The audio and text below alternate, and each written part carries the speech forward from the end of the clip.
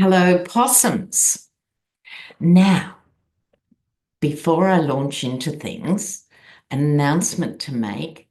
I was just on Hogarth's channel, which, by the way, is every Saturday night, 7:30 EST. And I was on with Sheila and Lady G.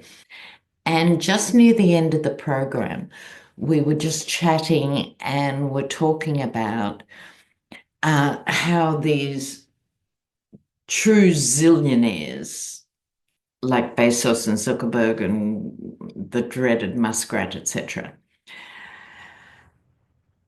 And that they treat their workers so badly. In the case of Amazon, apparently, I've heard that you can't speak to the person working next to you. You have to put up your hand like a preschool child to go to the bathroom. Anyway, I digress. The point was, we thought, you still, in these troubled times, in these really scary, volatile times, you still have the power of the purse. We still have people power. And so, what about a boycott called Don't Buy Mondays?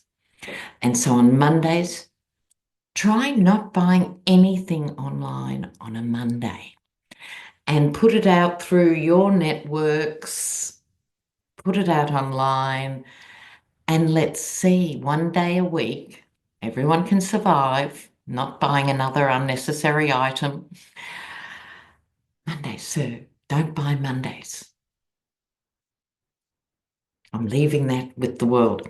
Now, the Yeti went to Davos, which is a major international economic forum of the eight most powerful economies, and just spewed forth inarticulate, incomprehensible, unworkable, dangerous garbage to such an extent there were audible gasps from the other leaders.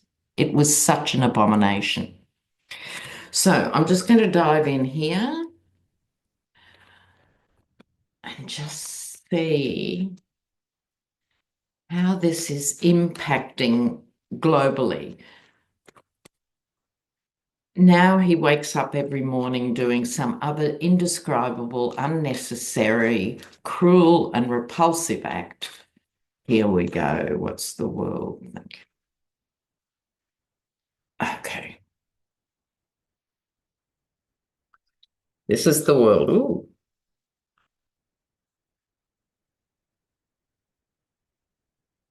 Okay. Interesting.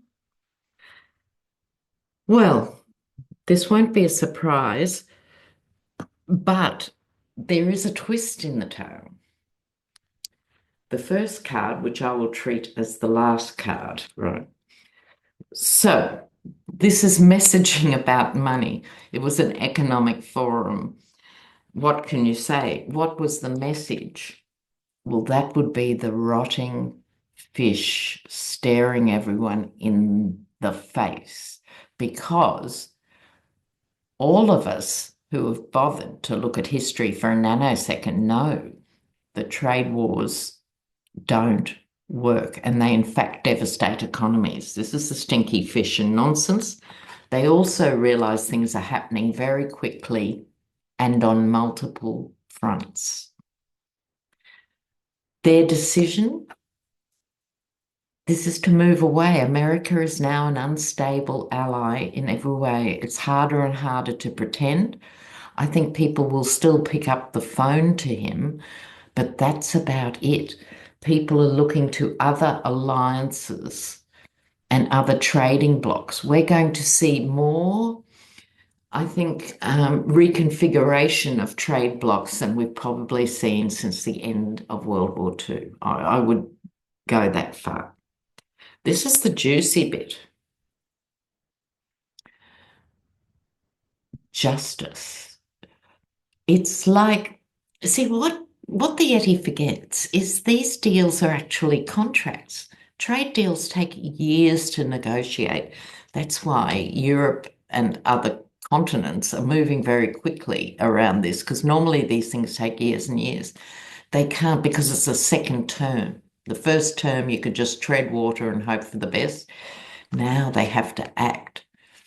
Legally, I think the Yeti and the US could be sued in international courts for breaking contracts.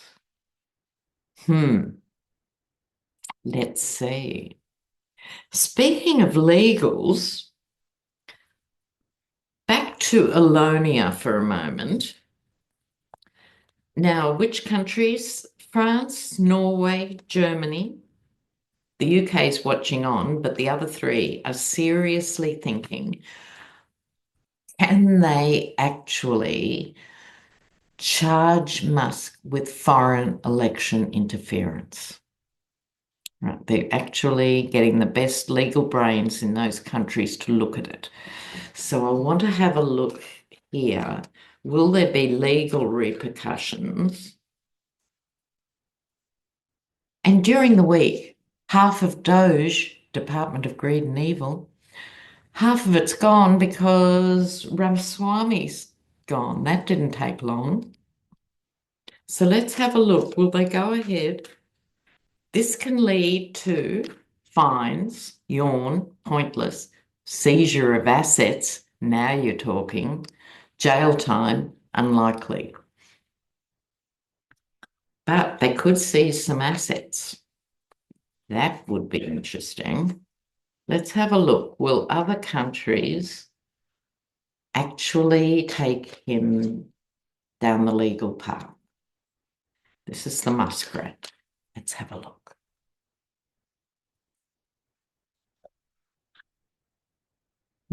Friends in high places. Hmm. Yeah, but no, but don't you hate that? I was hoping for big justice cards. Are we not craving justice? Not to say it won't happen, but this isn't priorityville. Okay, the lover's card in the sense that he's made himself valuable to so many countries because they privatized. This is what happens when you privatize energy, privatize communications, too much concentration of power in the hands of a couple of inadequates. So he's still, it would mean people saying, oh, all our cyber communications would be upset. It would cost a lot of money. So this isn't actually genuine friendship or anything, but this is saying he's still got allies there. However, he's so ruthless, he's so mad, he's so bad that people are considering walking away. It's a brand new day in the sense of new territory. No one has been sued, to my knowledge, correct me if I'm wrong, for something on this scale. You know, we think of Cold War spies being, foreign agents and, men in trench coats. This is brand new territory. How do you sue a guy who has this much power? This is the problem. This is messaging about money. The reason they won't likely do it, or at least not yet, is trying to preserve their own economies that are under assault for all sorts of reasons anyway, because I think we're looking at the end of rogue capitalism. We can't continue this way. Well, we can, but it'll fall over. So I like to think of it as peak capitalism. And on the other side, people will want a completely different relationship with their governments and their leaders and their representatives. That's my heartfelt hope. But in the meantime, they don't want to rock their own economies. However, the fetid fish makes an appearance again, the false knight. So I think what they're realizing is he's not going to play clean. And he could pull the plug on any of their things if they go against him, which means they might not do it now because of that. But no country wants to be held hostage to one drug addicted, egocentric, little twerp, as we would say in Australia. He's a twerp, he's a wanker, he's everything that, isn't good. All right. Now, let's have a look here. Let me just share, while I'm shuffling my cards, let me just share with you some stats that came out during the week in the Australian context. Now, obviously, smaller population, we don't have as many billionaires. Almost all our billionaires are mining magnates. In other words, they've made fortunes extracting minerals from Indigenous land, right? That's what they do for a living, and that makes them very rich. So, the Australian billionaire on average makes $67,000 an hour, just saying. But there was a stat in here that I found fascinating. World billionaires increased their wealth last year, $2 trillion extra in 2024. 1 year, 2 trillion just to them. Now, this report was by Oxfam, who do good things for families who are doing it tough and stuff. But if you stop and think about it, like a household that is on, say, $30,000 a year, and it's lean, to say the least, if that household has $20,000 more dollars, if they go from 30,000 to 50,000, it makes a world of difference to that family. $20,000 is nothing to these people. Melania would pay more than that for a handbag or a pair of sunglasses. I'm backing Bernie here. I think people need to be more aware of wealth disparity. See, my hand even falls off camera. That's how big the gap is, right? So Oxfam was saying, of all the billionaires in the world, if they were taxed just 2 to 5%, just 2 to 5, we pay more, they pay less, okay, 2 to 5% would change the fortune of whole countries. So we've got to stop thinking of these as insurmountable problems. The problem is that people think this is normal. They think it's inevitable. They think it's human nature to want to get to the top of the pile. Actually, it isn't. It's conditioned behavior. It's rewarding selfishness, right? So someone else said, which I will quote again, America has socialism for the rich and rugged individualism for the poor. That's exactly what's happening. It's all, the secret is all in the mindset, not what's actually happening. It's how people see it. So it's about time these billionaires were on social media and other, not just political sort of attacks, just social conscience. You're earning all this money. How much have you given to help other people in the community? Because other people's taxes have paid for the roads and the planes and the trains that you move your goods around and stuff while you keep the profit, right? Over it, new mindset. Just bring the gap down. I like the idea of democratic socialism, which is people can still be millionaires, right? But the difference is they have to treat their workers well. They have at least a month's paid annual leave in the Scando countries, at least a month. We used to have 6 weeks, now it's wrong. Paid annual leave, good wages, good conditions. You have to source your supply chain ethically. Once you've done that, then it's profit. So instead of profit coming from the very first unit of something you sell, no, look after your workers, then it's profit. You'd still be a zillionaire. Arr. Okay, moving on. Now, the Gulf of Mexico is not going to happen for a whole range of obvious reasons, including changing every map in the world, not going to happen. He could pretend. Don't you love Claudia Scheinbaum, who produced the alternate map with the USA called America Mexicana? I love that. Now, moving on, I haven't spoken on the last couple of videos about the fires in LA and for other parts of California because it is so horrendous, and coming from a bushfire country, it's absolutely horrendous. And even if they were magically extinguished tomorrow, it's only the beginning of the rebuild.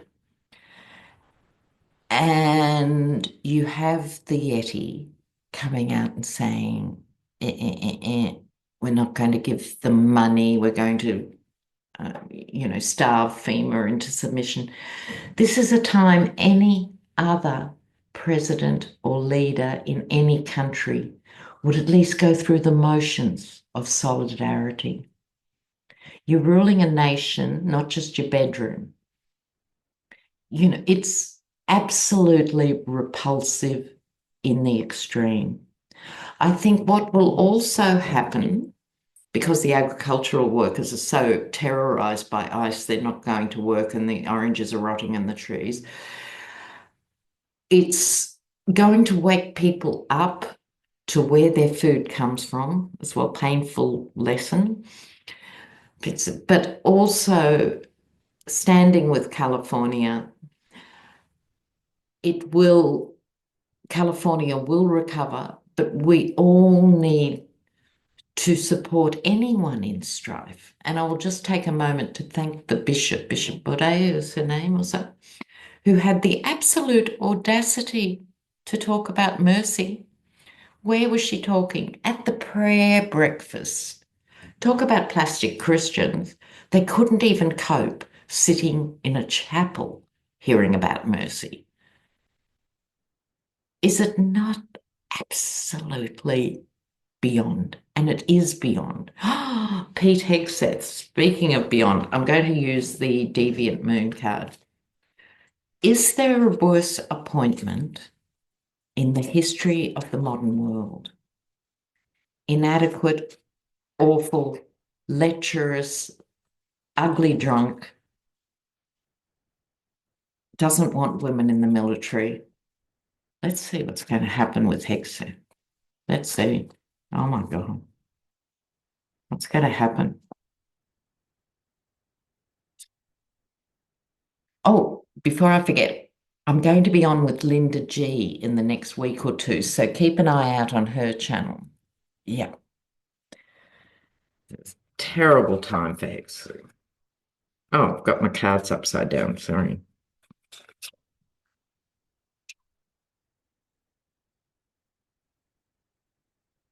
Oh, this is interesting. Look at this first image. Because the Yeti thrives on drama, thrives on controversy, picks people who also do. Look at this.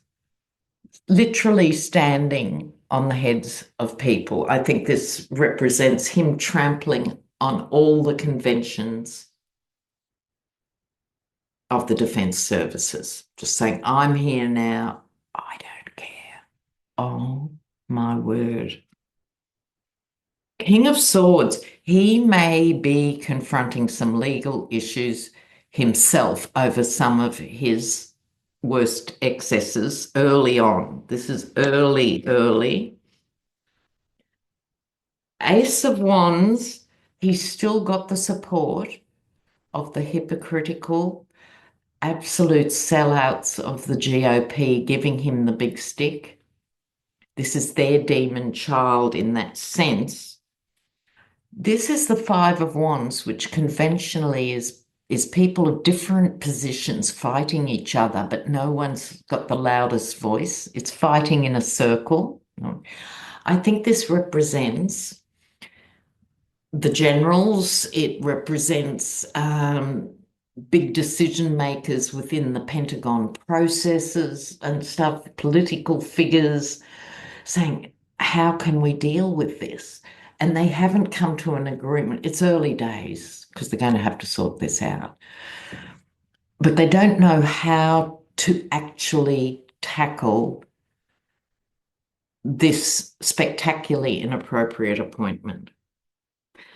3 of Wands, I think they're actually looking, this is a card of waiting for your boat to come in.